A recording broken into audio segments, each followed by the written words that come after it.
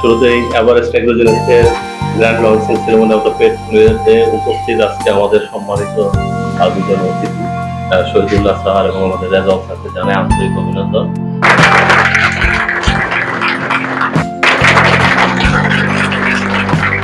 Everest এগ্রোজেনিক্স লিমিটেডের পক্ষ থেকে আজকে পোর্টফোলিও অনুষ্ঠানে এই গ্র্যান্ড লঞ্চিং এ আমি উপস্থিত থাকতে পেরে সত্যি আমি খুব আনন্দিত। আপনারা জানেন যে বাংলাদেশে একসময় পোল্ট্রি যখন প্রথম শুরু হয়, পোল্ট্রির যেরকম উত্থান হয়েছিল ঠিক এই পেটেরও এরকম শুরু হয়েছে।